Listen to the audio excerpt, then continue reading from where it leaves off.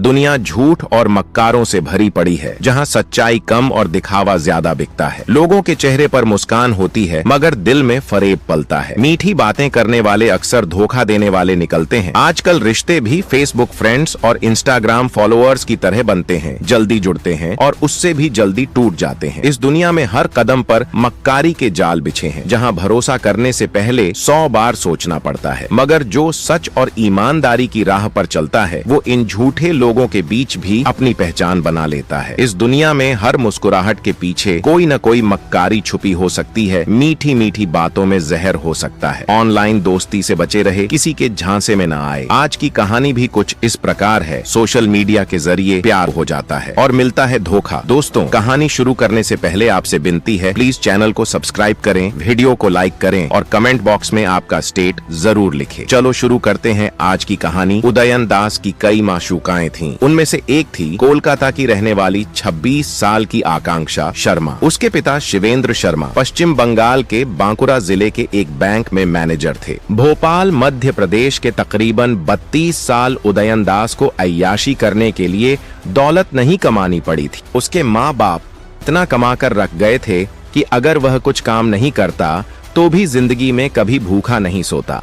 अब से तकरीबन 8 साल पहले आकांक्षा शर्मा की दोस्ती फेसबुक के जरिए उदयन दास से हुई थी। फेसबुक चैटिंग में उदयन दास ने खुद को बड़ा अफसर बताया था, जो अमेरिका में रहता है और अक्सर भारत आया करता है। अपने पिता बीके दास को उसने भोपाल का अफसर बताया था, जो रिटायरमेंट के बाद रायपुर में खुद की फैक्ट्री चला रहे हैं। और मां इंद्राणी दास को पुलिस डिपार्टमेंट से रिटायर्ड डीएसपी बताया था। उसने बताया था कि उसकी मां भी अमेरिका में रहती है।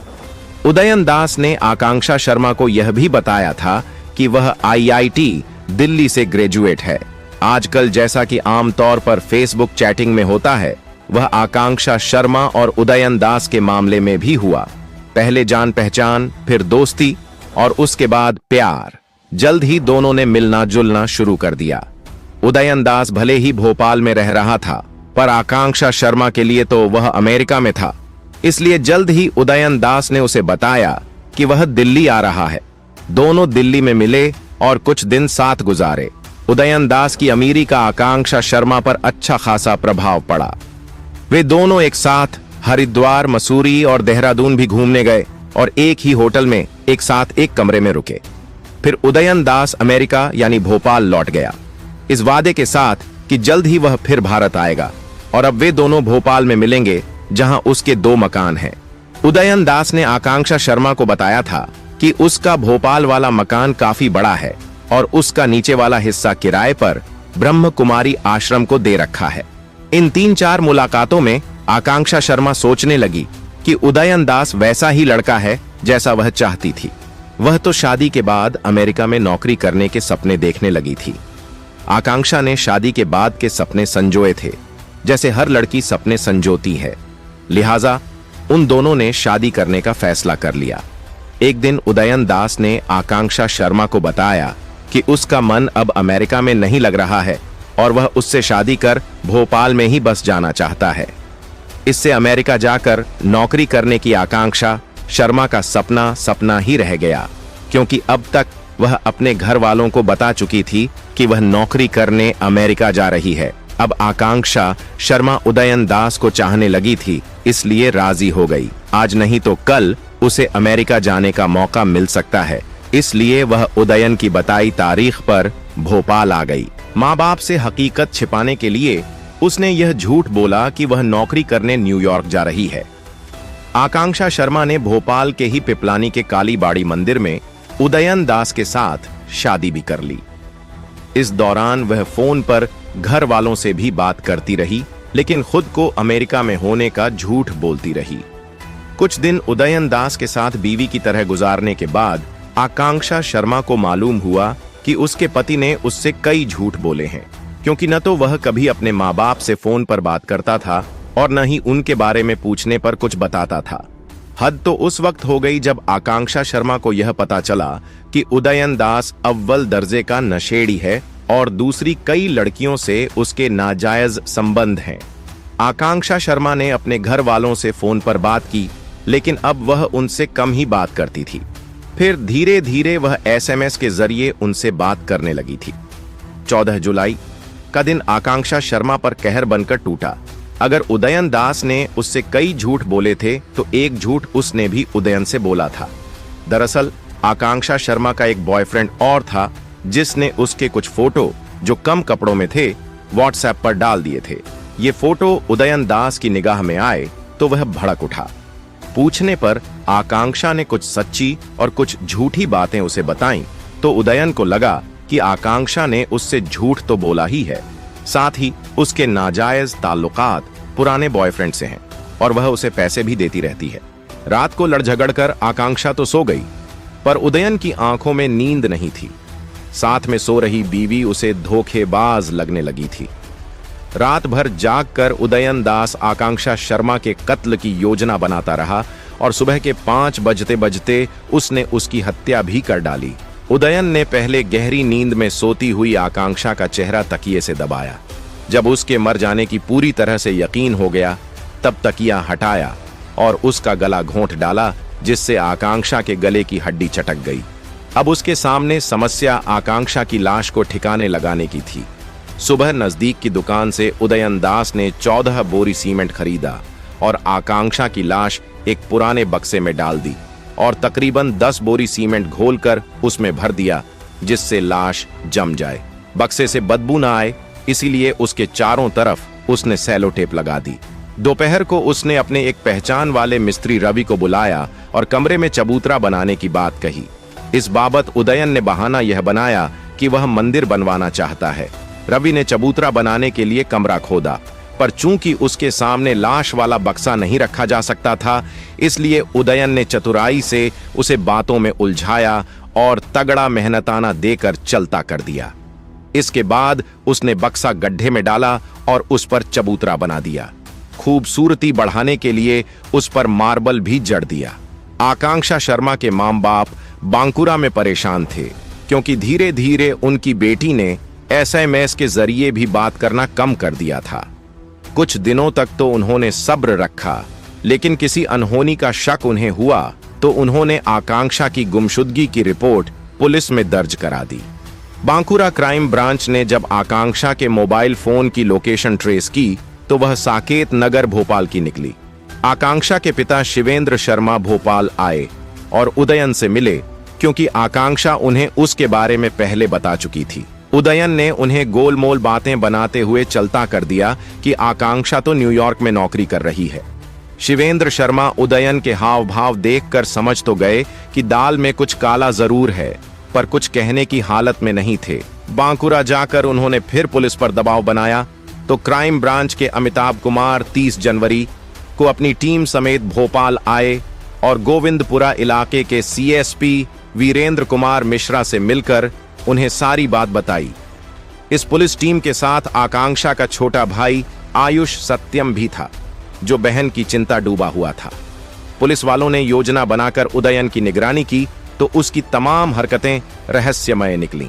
31 जनवरी और 1 फरवरी को पुलिस उदयन की निगरानी करती रही। इससे ज्यादा कुछ और हासिल नहीं हुआ तो उन्होंने 2 फरवरी को उदयन के घर MIG 62 sector 3A Saket Nagar पर दबिश डाल दी। उस वक्त उदयन दरवाजे पर ताला लगाकर अंदर बैठा था। गोविंदपुरा थाने के ASI सत्येंद्र सिंह कुशवाहा छत के रास्ते अंदर गए और उदयन से मेन गेट का ताला खुलवाया। फिर तमाम पुलिस वाले अंदर दाखिल हुए। अंदर का नजारा अजीबो गरीब था। उदयन का सारा घर धूल और गंदगी से भरा पड़ा था। तीनों कमरों में तकरीबन 10,000 सिगरेट के ठूंठ बिखरे पड़े थे और शराब की खाली बोतलें भी लुढ़की पड़ी थीं। खाने की बासी प्लेटें भी पाई गईं, जिनसे बदबू आ रही थी। पर सबसे ज्यादा हैरान कर देने वाली बात दूसरे कमरे में बना एक चबूतरा था, जिसके ऊपर फांसी का फंदा लटक रहा था और कमरों की दीवारों पर जगह जगह प्यार भरी बातें लिखी हुई थीं। चबूतरे के बाबत पुलिस वालों ने सवाल जवाब शुरू किए तो पहले तो उदयन खामोश रहा, पर थोड़ी देर बाद ही उसने फिल्मी स्टाइल में कहा कि उसने आकांक्षा का कत्ल कर दिया है और उसकी लाश इस चबूतरे के नीचे दफन है। इतना सुनते ही पुलिस वालों के होश उड़ गए। उन्होंने तुरंत चबूतरे की खुदाई के लिए मजदूर बुला लिए। चबूतरा इतना पक्का था कि मजदूरों से नहीं खुदा तो पुलिस वालों ने उसे जेसीबी मशीनों से खुदवाया। थोड़ी खुदाई के बाद निकला वह बक्सा जिसमें आकांक्षा की लाश 2 महीनों से पड़ी थी। बक्सा खोला गया तो उसमें से आकांक्षा की टूटी फूटी हड्डियां निकलीं, जिन्हें पहले पोस्टमार्टम और फिर डीएनए टेस्ट के लिए भेज दिया गया। उदयन दास के मां बाप कहां हैं? यह सवाल भी अहम हो चला था। पुलिस वालों ने जब उनके बारे में पूछा तो पहले तो उसने उन्हें टरकाने की कोशिश की, पर जैसे ही पुलिस ने उस पर 3rd डिग्री का इस्तेमाल किया तो उसने पूरा सच उगल दिया कि उसने अपने मां बाप की हत्या अब से तकरीबन 5 साल पहले रायपुर वाले मकान में की थी और उन्हें बगीचे में दफना दिया था। मामला कुछ इस प्रकार था। भोपाल में जब उदयन दास 7वीं क्लास में था तब उसने एक दोस्त का स्कूल की दीवार पर सिर मार मार कर फोड़ दिया था। रायपुर आकर भी उसकी हरकतें कम नहीं हुई थीं। पढ़ाई लिखाई में तो वह शुरू से ही वीक था, पर रायपुर आकर नशा भी करने लगा था। माँ बाप चूंकि उसे पढ़ाई लिखाई के बाबत डांटते रहते थे, इसलिए वह उनसे नफरत करने लगा था। जब कॉलेज की डिग्री पूरी होने का वक्त आया तो उसने माँ बाप से झूठ बोल दिया कि वह पास हो गया है। इस पर माँ बाप ने उसे नौकरी करने को कहा तो उसे लगा कि झूठ पकड़ा जाने वाला है, लिहाजा उसने माँ बाप को ही ठिकाने लगाने का फैसला ले लिया। एक रात जब पिता चिकन लेने बाजार गए हुए थे और माँ ऊपर की मंजिल पर कमरे में कपड़े रख रही थीं, तो उसने गला घोंटकर उनका कत्ल कर डाला। पिता जब बाजार से आए तो उनकी चाय में उसने नींद की गोलियां मिला दीं और उनके गहरी नींद में चले जाने पर उनका भी गला घोंट दिया। माँ बाप की लाशें ठिकाने लगाने के लिए उसने मजदूर बुलाकर बगीचे में 2 बड़े गड्ढे खुदवाए और देर रात लाशें घसीटकर उनमें डाल दी और सीमेंट से उन्हें चुन दिया। माँ बाप की हत्या करने के बाद उदयन ने रायपुर वाला मकान 30 लाख रुपए में बेच दिया और भोपाल आकर साकेत नगर वाले घर में ऐशो आराम की जिंदगी जीने लगा। निकम्मा और अय्याश उदयन चालाक भी कम नहीं था। उसने इंदौर से पिता का और इटारसी नगर पालिका से मां की मौत का झूठा सर्टिफिकेट बनवाया और सारी जायदाद अपने नाम करा ली।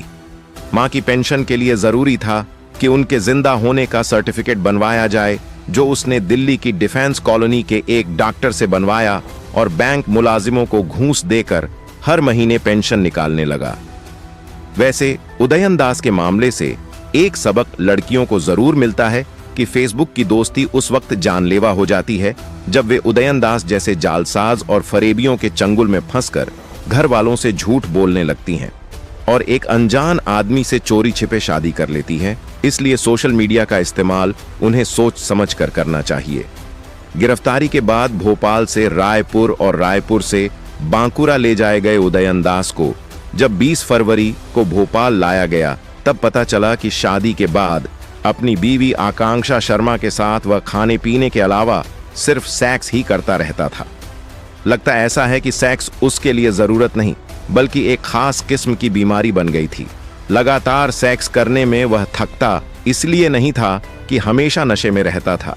मुमकिन है कि आकांक्षा शर्मा को उसकी इस आदत पर भी शक हुआ हो और उसने एतराज जताया हो, लेकिन चूंकि वह एक तरह से उसकी कैदी सी होकर रह गई थी, इसलिए जीते जी किसी से इस बर्ताव का जिक्र नहीं कर पाई।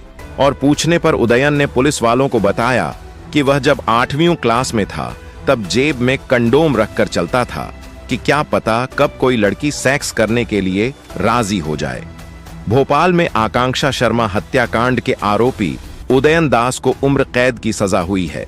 जब इस हत्याकांड का खुलासा हुआ था, आरोपी उदयन की कहानी सुन लोगों के रोंगटे खड़े हो गए थे। पहले उसने अपने माता पिता की हत्या कर बगीचे में गाड़ दिया था और प्रेमिका हत्या कर कमरे में दफन कर दिया था। दिमाग से खतरनाक कुछ नहीं होता। इंसानी दिमाग कहां तक जा सकता है, इसे समझ पाना भी मुश्किल है। यह एक बेहद अफसोसजनक और दिल दहलाने वाली कहानी है, लेकिन यह हमें यह भी याद दिलाती है कि इंसानी दिमाग कितनी खतरनाक दिशा में जा सकता है। यह दर्द भरी कहानी सुनाने का मकसद किसी का दिल दुखाना नहीं है, किसी को परेशान करना नहीं है। इस कहानी को सुनाने का उद्देश्य सिर्फ और सिर्फ आपको जागरूक करना है। सतर्क रहे, सावधान रहे और सुरक्षित रहे। दोस्तों, अब तक चैनल को सब्सक्राइब नहीं किया है तो चैनल को सब्सक्राइब करें ताकि आपको क्राइम से रिलेटेड वीडियो मिलते रहे। हमारी मेहनत के लिए वीडियो को एक लाइक करें। आपका नाम और स्टेट कमेंट बॉक्स में जरूर लिखें।